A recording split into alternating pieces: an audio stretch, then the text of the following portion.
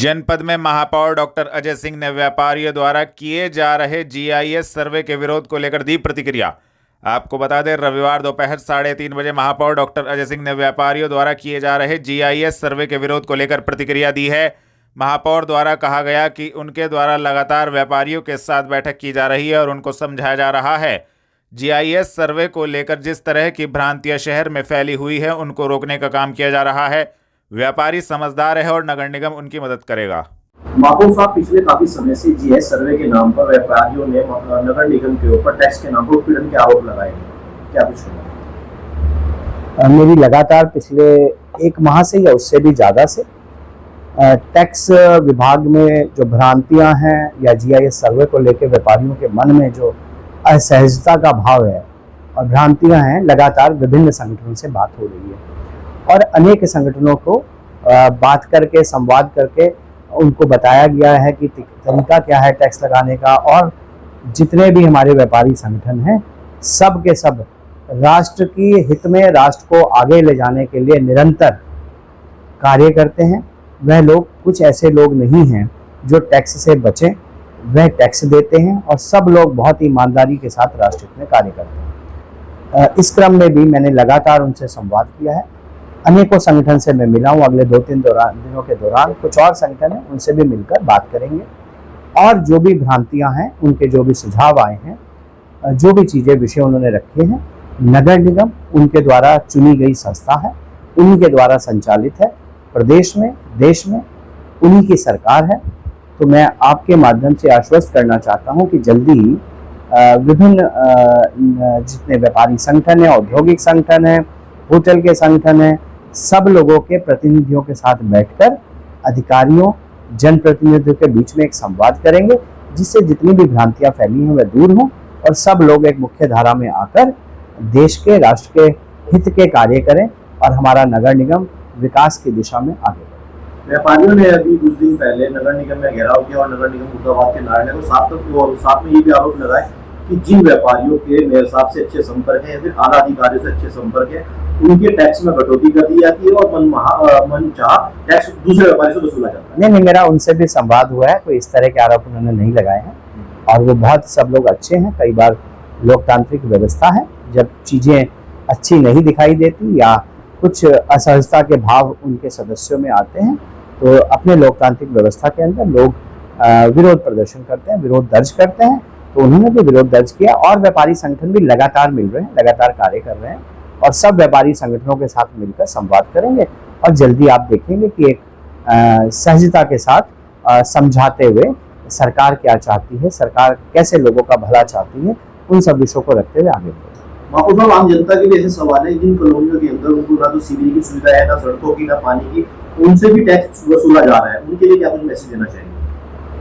जो ये भ्रांतियां हैं कि टैक्स किस चीज़ के लिए वसूला जाता है, देखिए, घर बनाने का उसके साइज के अनुसार वह कितने मीटर की सड़क पे है, किस क्षेत्र में स्थित है और उस बिल्डिंग पे कार्य क्या होता है, रिहायशी है, व्यावसायिक है या क्या है, खाली पड़ी भूमि है, उन सब के हिसाब से टैक्स लगाया जाता है। टैक्स में 3 मद होते हैं, एक होता है हाउस टैक्स, एक होता है वाटर टैक्स। सरकार कटिबद्ध है हर घर जल, नल से जल, इसको सुविधा प्राप्त कराने के लिए और सहारनपुर लगभग 96% के करीब आच्छादित है पानी के द्वारा, तो हाउस टैक्स और ये टैक्स लगता है। कुछ क्षेत्र हैं जहाँ सीवर है, वहाँ पर भी सीवर का टैक्स लगता है, 3% के करीब होता है। और जो क्षेत्रों में सीवर नहीं है, हम लोग उसके लिए वचनबद्ध हैं कि 100% close drainage, 100% close water supply. अभी आपकी जानकारी आपके माध्यम से साझा करूं, सहारनपुर में एक सीवेज ट्रीटमेंट प्लांट है जो 38 mld का है। एक नया प्लांट 150 mld का इस दिसंबर के महीने में बनना शुरू हो गया, लगभग 1.5 से 2 वर्ष में बनकर तैयार होगा और जब यह प्लांट बन जाएगा तो सहारनपुर के किसी क्षेत्र में भी बिना सीवर लाइन के नहीं रहेंगे। कोर्ट रोड स्थित राष्ट्रीय लोकदल कार्यालय पर मासिक बैठक हुई, आयोजित महानगर उपाध्यक्ष किया गया नियुक्त, दी जानकारी। आपको बता दें, रविवार सुबह 11:30 बजे कोर्ट रोड स्थित राष्ट्रीय लोकदल कार्यालय पर मासिक बैठक का आयोजन हुआ। राष्ट्रीय लोकदल का 14 अप्रैल 2025 से सदस्यता अभियान जारी है, जिसको लेकर यह मासिक बैठक आयोजित हुई। इस दौरान महानगर उपाध्यक्ष पद पर गुरमीत को नियुक्त किया गया। गुरमीत ने अपने साथियों के साथ राष्ट्रीय लोकदल की सदस्यता ग्रहण की। तो आज महानगर की मंथली मीटिंग है और हमारा सदस्य अभियान 14 अप्रैल से स्टार्ट हुआ था। आज हमारे बीच में गुरमीत भाई ने राष्ट्रीय लोकदल ज्वाइन किया अपने साथियों सहित। मैं इनका बहुत बहुत धन्यवाद देता हूं और मैं आग्रह करता हूं, मुझे उम्मीद है कि गुरमीत भाई के महानगर उपाध्यक्ष को मैंने मनोनीत किया है और मुझे उम्मीद है, मैं उम्मीद ही नहीं आशा करता हूं कि इनके आने से मेरा महानगर दिन पर दिन प्रगति की ओर बढ़ेगा। मैं ऐसी उम्मीद करता हूं गुरमीत भाई से महानगर उपाध्यक्ष के लिए।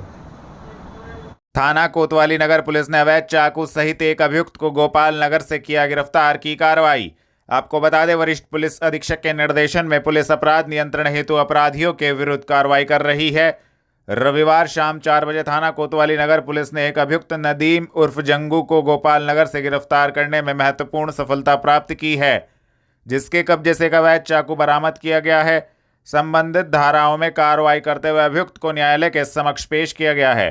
गिरफ्तार करने वाली टीम में उप निरीक्षक रविंद्र धामा, कांस्टेबल कपिल कुमार मौजूद रहे। थाना सदर बाजार पुलिस ने दुष्कर्म के मुकदमे में वांछित अभियुक्त को हकीकत नगर चौक के पास से किया गिरफ्तार। आपको बता दें, वरिष्ठ पुलिस अधीक्षक के निर्देशन में पुलिस अपराध नियंत्रण हेतु अपराधियों के विरुद्ध कार्रवाई कर रही है।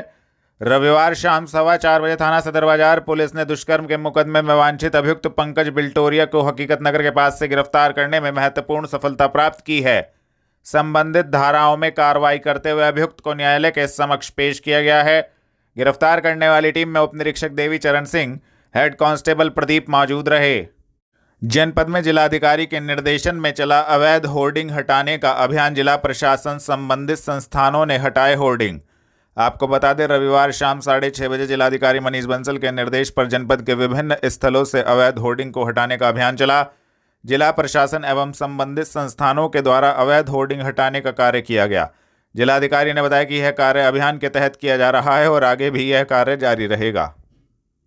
सदर बाजार मालखाने पर पुलिस टीम ने 1335 तमंचे, 755 कारतूस, 315 बोर, 1535 कारतूस, 12 बोर, 2861 चाकू छुरी कराए नष्ट।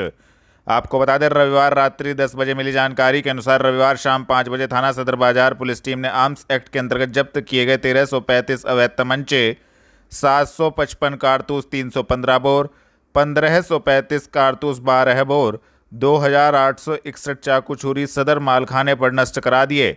उक्त कार्रवाई नगर मजिस्ट्रेट गजेंद्र कुमार, पुलिस अधीक्षक नगर एवं यातायात, थाना प्रभारी की मौजूदगी में कराई गई। दिव्य ज्योति जागृति संस्थान द्वारा रविवार को पंत विहार आश्रम परिसर में एक आध्यात्मिक सत्संग कार्यक्रम का आयोजन किया गया। इस अवसर पर नूर महल पंजाब से पधारे आशुतोष महाराज के शिक्षा साध्वी सोमप्रभ भारती, साध्वी पूजा भारती गणों ने श्रद्धालुओं को मार्गदर्शन प्रदान किया। कार्यक्रम के दौरान आध्यात्मिक विषयों के साथ साथ समाज में व्याप्त नशे जैसी कुरीतियों पर भी सारगर्भित प्रवचन दिए गए।